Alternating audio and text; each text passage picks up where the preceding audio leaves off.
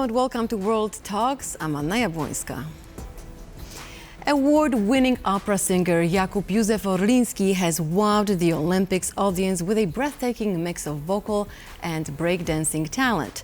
Dubbed by the BBC as a multi-skilled golden-voiced countertenor and by The New Yorker as the Justin Timberlake of opera. Now Orliński has become one of the leading Baroque singers of his generation. And joining me right now is Jakub Józef Orliński. Jakub, thank you very much for joining me today. Thank you so much for having me, and hello to everybody. Now, before we start our conversation, I would like for our audience to just listen for a few seconds to listen to your amazing voice. So let's play it right now.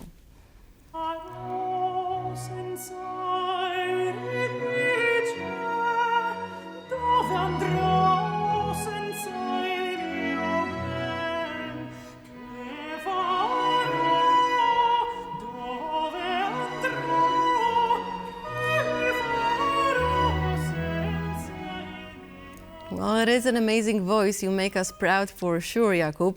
Now, I just read, BBC said multi-skilled golden-voiced countertenor.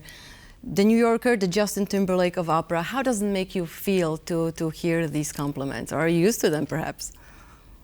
I don't know. It's just, to be very, very honest and very fair, I don't really read that much reviews or anything in the magazines because people say different things all the time.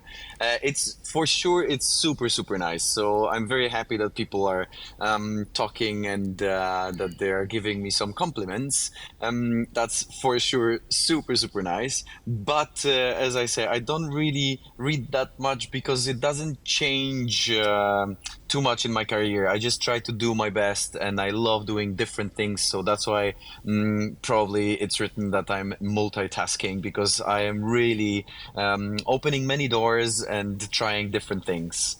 Well, I'm sure they're talking about your breakdancing talent, which I'm going to talk to you about in just a second. But I want to ask you about the performance at the Olympics. So how does it feel to perform at such an amazing event?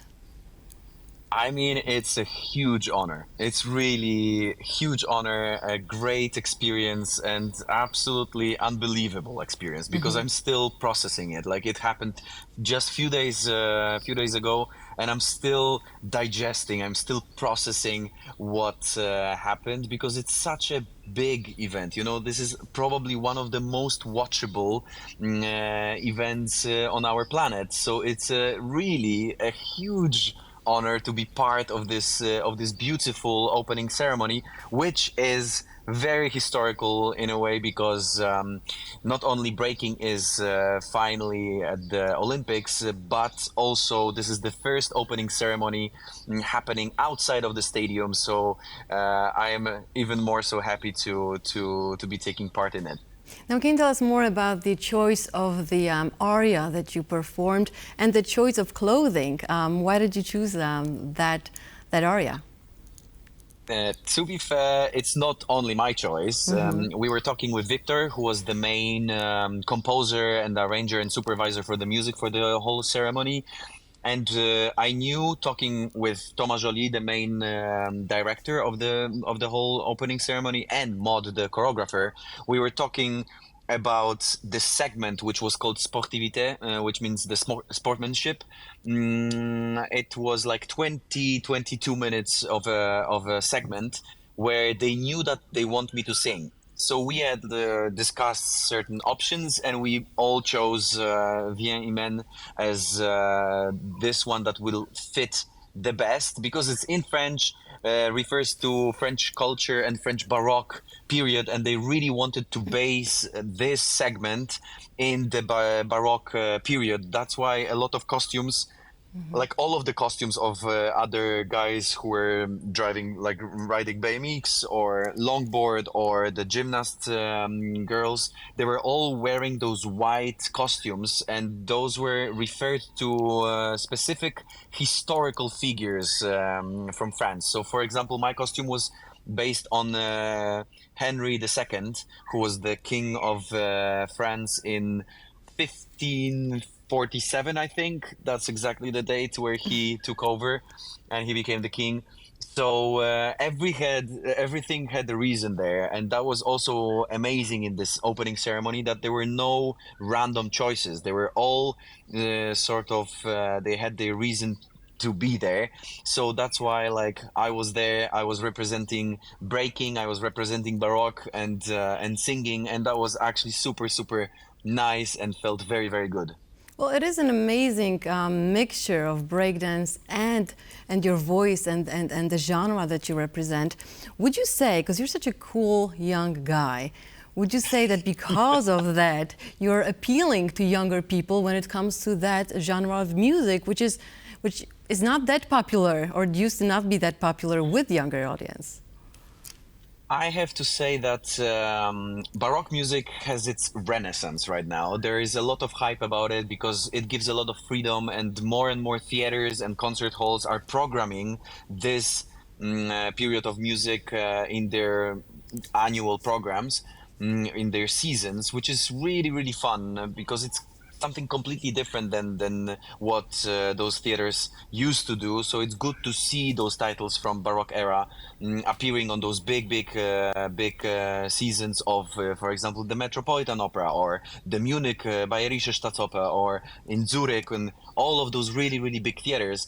And I don't know if I'm cool, but the thing is that, like, I am just doing my thing, and I love what I do. I love traveling. I love meeting people. I love eating food and meeting cultures by that. And I love sharing. I love sharing emotions and what I want to express with this music, and not only with this music, because with my pianist Michał Biel, we recorded an album called Farewells, and it's really only Polish songs from 19th, 20th, and 21st century. So it's only sort of music that is not regularly performed by countertenors, because I want to show people that countertenor is not only early music, it's not only Baroque music, it's everything what you want to do, but you have to just choose smartly. And then I am quite active on Instagram. Like, I of course have my page on Facebook, or I have my channel on YouTube, but I'm very active on Instagram, and people just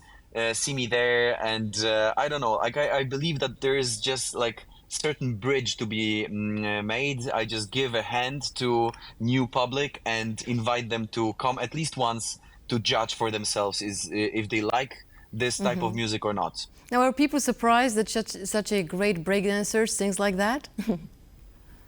Oh yeah, like, I've got quite a lot of messages recently, and people were like, some of the people were shocked to see me there because they are my fans, and they're like, "Wow, I didn't expect you there." And then some of them were like, "Oh my gosh, you fit so well to that." So, like, I was kind of sure that you're gonna be there.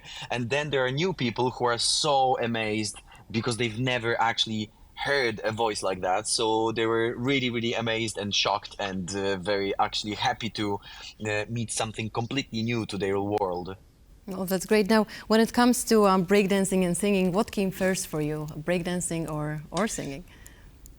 I have to say that, like, of course, singing, because I was singing in an amateur choir, Gregorianum, in Poland. But I've been an active kid since day one. Like, literally, I remember climbing trees, jumping around, and teaching myself how to do backflips on the beach. So, like, I started with rollerblading, but all with all those tricks. Then skateboarding. Then I played tennis, capoeira, acrobatics. Skiing, snowboarding, and everything on the sort of extreme level. So I wouldn't just go and, like, go down the hill. I would have to do some tricks and, like, spins and all that stuff. So when I was 18, probably, I found breaking, and breaking was like sort of an enlightenment for me because it combined the music, the creativity, physicality, and this acrobatic sort of factor in it, but also that freedom of expression, which I absolutely adore and love about this art form and sport. But Jakub, many people like to do many things, but you decided to pursue such different things together, and you are popular at both of them. That's what's amazing about you. It is quite an unexpected sort of thing to do, like breaking and classical music, but there are more links than I thought, like, at least I made it work for myself. And of course, I'm mainly a singer who travels the world, and I love it. But I love to incorporate my breaking abilities, skills, and this culture to what I do on a daily basis. So I still do it. I'm not a professional dancer because singing takes majority of my time, but whenever I have a production in Munich, in Paris, in Zurich, in New York, I always contact my friends from the breaking community, hip hop community of that place, and I practice with them because I just still love it, and it's just really enjoyable, and it's like way of living. It's not really like something that you can quit that easily. Well, yeah, if you love it, then you don't quit it, and you're natural at that. Now, finally, what are your plans, dreams? What can we expect from you in the near future? To be fair, I just jumped all over my dreams because I've never would imagine that I could be one of the top artists, like beside, Lady Gaga and Celine Dion and many, many others at the opening ceremony of the Olympic Games. So that's absolutely crazy. And as I told you, like I'm still processing it. But if it comes to future projects, I'm super excited about my new album that is coming out in September. It's called Let's Baroque. And I recorded it with my really good friend Aleksander Dębicz, and we have a huge concert tour in Poland, and we have 10 dates all over our beautiful country. So we are waiting for you over there because this show is going to be super fun. Well, Jakub, you make us proud. All the best to you, and thank you so much for joining me today. Thank you so much for having me. Thank you. And this is all for now. Thank you for watching World Talk. Stay with us for more news and comments.